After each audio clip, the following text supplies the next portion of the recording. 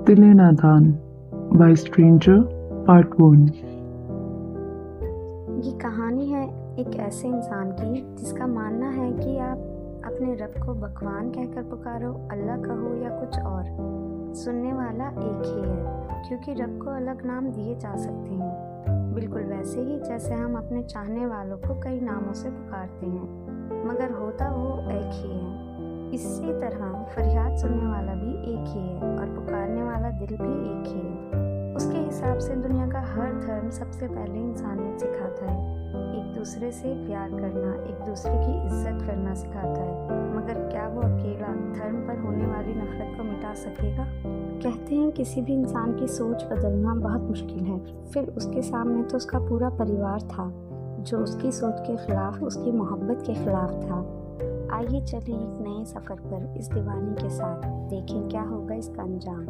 क्या पिघल जाएंगे लोगों के दिल उसकी मोहब्बत के सामने, या होगा फिर वही लाखों लोगों की तरह उसकी मोहब्बत भी तोड़ देगी दम धर्म के नाम पर पैदा हुई नफरत के सामने। 12 दिसंबर 2018। आज रुद्र बहुत तेज कार चला रहा था। ज़्यादातर वह कायदे कानून का पालन करता था, मगर आज शायद उससे इंतज़ार नहीं हो रहा था। उसका दिल कह रहा था कि वो उड़कर दुआ के सामने पहुंच जाए। उसकी मोहब्बत, उसका जुनून, उसकी जिद, सब कुछ उस एक नाम पर अटक गया था, दुआ। 6 महीनों की लगातार कोशिशों के बाद आखिर आज दुआ ने उसे मिलने बुला ही लिया था।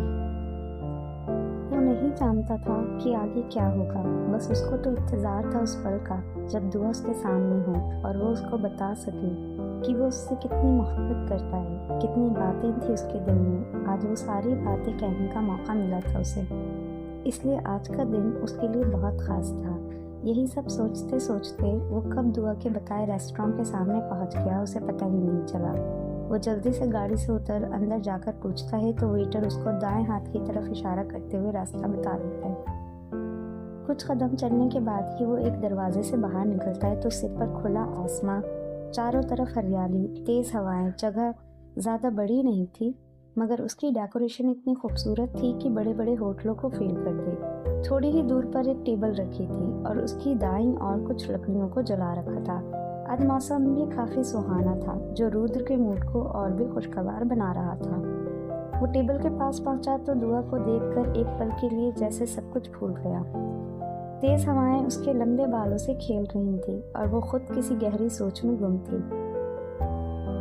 उसकी आंखें टेबल पर गड़ी हुई थी, जहां एक तरफ भगवान की छोटी सी मूर्ति रखी थी और उसके ही साथ एक छड़ी थी जिस पर अल्लाह लिखा हुआ था। दुआ अपनी सोचों में इतना खो गई थी कि उसे रुद्र के आने का एहसास तक नहीं हुआ। रुद्र का दिल तो कह रहा था कि वो उसको यूं ही जिंदगी भर देखता रहे, मगर अभी उसको इतना हक कहाँ था। इसलिए ना चाहते हुए भी उसने अपना गला साफ करते हुए दुआ से बैठने की इजाज़त मांगी और दुआ उसकी आवाज़ सुनते ही खुद को ठीक करते हुए एकदम सीधी बैठ गई। जानते हो रुद्र, ये क्या है? इससे पहले रुद्र कुछ कहता, दुआ ने टेबल पर रखी मूर्ति और छड़ी की तरफ देखते हुए उससे पूछा। उसने कुछ ना समझते हुए दुआ को देखा। रुद्र, ये हम दोनों हैं जो कभी एक नहीं हो सकते। आज मैंने तुम्हें यहाँ सिर्फ यही कहने के लिए बुलाया है, भूल जाओ मुझे। भी कुछ नहीं बिगड़ा है। तुम एक अच्छे बिजनेसमैन हो, अपने करियर पर ध्यान दो। तुम्हारे परिवार का बहुत नाम है, उनका मान नहीं तोड़ो। मैं नहीं चाहती मेरी वजह से किसी का परिवार टूट जाए। मैं नहीं चाहती मैं किसी की बर्बादी की वजह बनूं। इसलिए आज के बाद फिर कभी तुम मेरे सामने नहीं आना। दुआ उसे समझा रही थी और वो सिर्फ उसको देखे जा रहा था। कितनी आसानी से उसने कह दिया था, भूल जाओ मुझे। रुद्र, तुम सुन भी रहे हो या नहीं?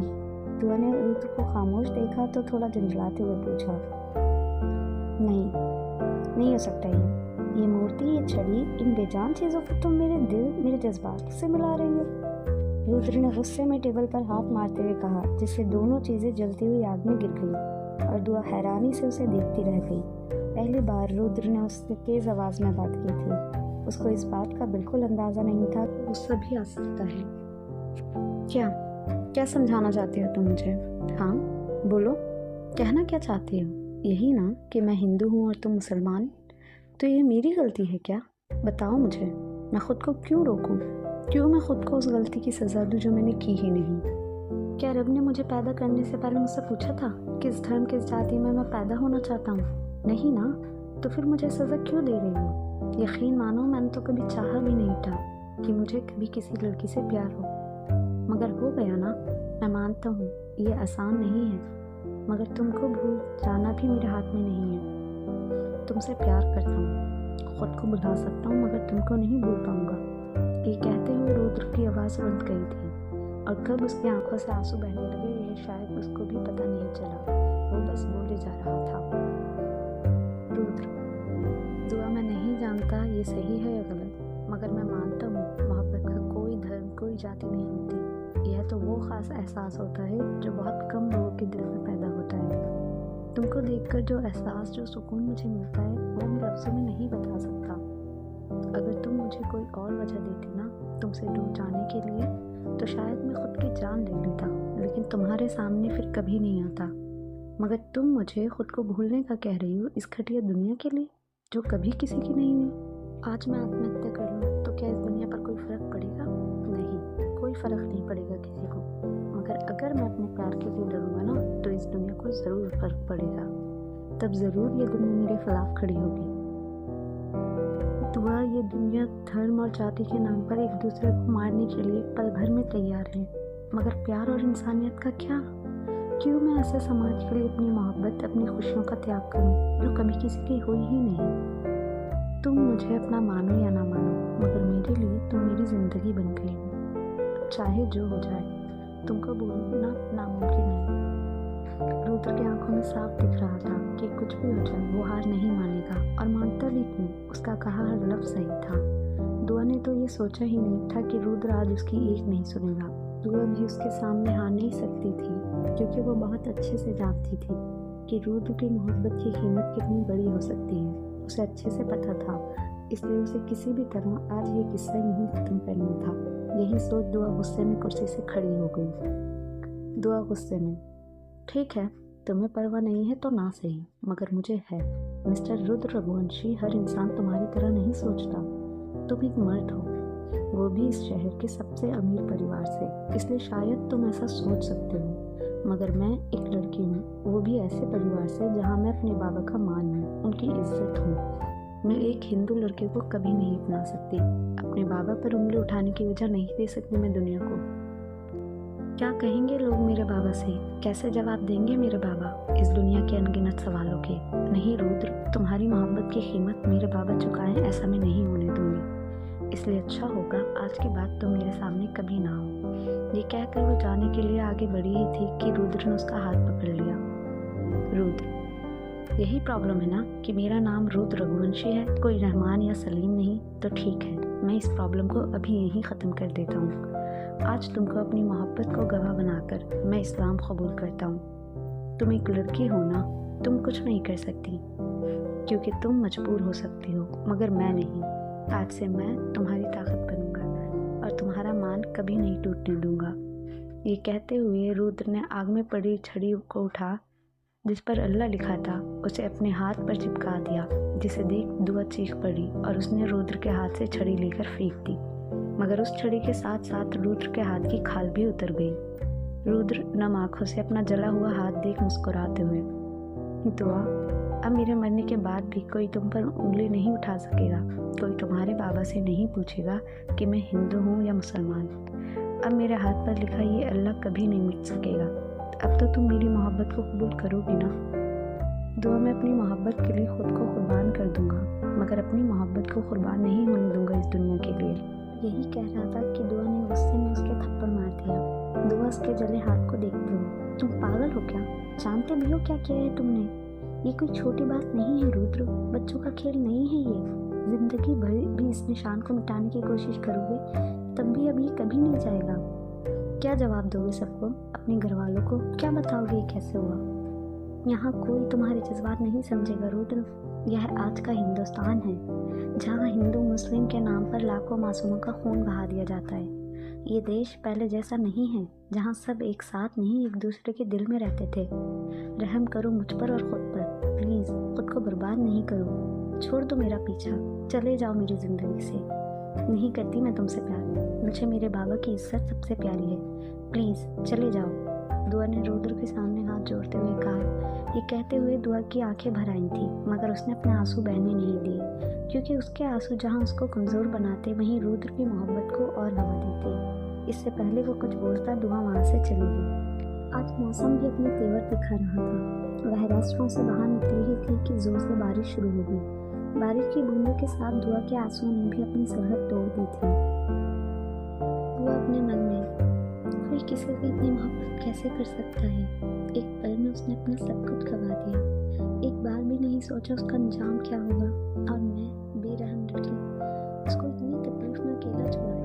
काश मुझे थोड़ा भी अंदाजा होता उसकी हरकत का, तो मैं इतनी घटिया बात कहती ही नहीं उसको। मैंने तो सिर्फ इसलिए ऐसा कहा था कि शायद वो हार मान जाए, शायद उसे मेरी बात चुभ जाए, फिर वो मुझसे नफरत करने लगे। मगर मुझे क्या पता था वो मुझसे इतनी मोहब्बत करता है कि सब कुछ खोने को तैयार है। उसे अपनी किसी तकलीफ की परवाह नहीं, और मैं इस दुनिया की फिक्र लिए बैठी हूँ। उसने सच ही तो कहा, अगर उससे कुछ हो गया तो इस दुनिया को क्या फ़र्क पड़ेगा। लेकिन मुझे सच में कोई फ़र्क नहीं पड़ेगा उसके चले जाने से। क्या अब मैं रह सकूँगी उसके बगैर। दुआ बारिश में पैदल चली जा रही थी और ख़ुद से हज़ारों सवाल कर रही थी। ना उसको सिग्नल का ख्याल था और ना ही रफ्तार से चल रही गाड़ियों का डर। उसके सामने तो सिर्फ वो मंजर था। जब वह रुद्र के चलते हाथ को देखती गई, उसको रोक ना सकी। वो तो मिलने से फिसली गई थी कि आज किसी भी तरह उसको समझा देगी और फिर कभी नहीं आएगी उसके सामने। मगर उसको क्या खबर थी, आज वो खुद ही हार जाएगी और वहीं छोड़ आएगी अपने आप को। आज रुद्र की मोहब्बत जीत गई थी और वो हार गई थी। वो रोकर उसकी आंखें सूज गई थी। उसको अपना आपा बोझ सा लग रहा था, जिसको घसीटते हुए वह घर ले जा रही थी। इस वक्त उसको किसी की फिक्र नहीं थी कि उसकी ऐसी हालत देख लोग क्या कहेंगे, क्या सोचेंगे, कुछ नहीं। अब अगर फिक्र हो रही थी उसको तो सिर्फ रुद्र की। अब उसके दिल और दिमाग में सिर्फ एक ही नाम था। 2 घंटे तक वो बारिश में भीगते भीगते पैदल चलते हुए कब घर आ गई उसको पता ही नहीं चला। उसने दरवाज़ा खोला ही था कि उसकी नानी उसे देखते ही जल्दी से तौलिया लेकर उसके पास आ गई। कितनी बार कहा है बारिश में नहीं भीगते। हर बार बीमार होने के बाद भी नहीं सुनती लड़की। उसकी नानी सायरा बेगम ने सिर पर तौलिया डालते हुए कहा और दुआ उनके गले लगकर रोने लगी। दुआ, मेरा बच्चा क्या हुआ? सायरा बेगम ने उसके सिर पर प्यार करते हुए घबराकर पूछा। I am sorry Nanu, I am sorry. मैं आपकी अच्छी नवासी नहीं बन सकी, इस घर की इज्जत का बोझ नहीं उठा सकी। मैं हार गई उसके सामने नानू, मैं हार गई। सायरा बेगम, दुआ मेरी बच्ची हुआ क्या है? ये क्या कह रही हो? दुआ की ऐसी हालत देख उनकी आंखें भर आई थी। नानू, मैं सच कह रही हूँ, हार गई मैं उसके सामने। मगर मैंने कोशिश की थी, पूरी कोशिश की थी सच में। लेकिन वो पागल है ना नानू, मर जाएगा, अपनी जान ले लेगा मगर मुझे नहीं भूल सकेगा। दुआ सिसकियां लेते हुए अटक अटक कर उनको सब कुछ बता रही थी। आज मैंने उसकी आंखों में देखा है नानू, उसकी मोहब्बत को, उसकी कोई हद नहीं। वो बहुत आगे निकल रहा है, मैं उसको नहीं रोक सकी। झुका दिया मैंने अपने बाबा का सर, तोड़ दिया उनका गुरूर। दुआ किसी छोटे बच्चे की तरह रो रो कर बोले जा रही थी। आज से पहले उसकी ऐसी हालत कभी नहीं हुई थी। यहाँ तक उसको इतना भी ख्याल नहीं रहा था कि उसके बाबा उसके पीछे ही खड़े थे, जिनके पैरों तले ज़मीन खींच ली थी उसकी बातों ने। अपने जवान बच्चे की ऐसी हालत देख फरहान सिद्दीकी का गुस्से से लाल चेहरा आने वाले तूफान का एहसास दिला रहा था। Please like, share and subscribe, and don't forget to press the bell icon.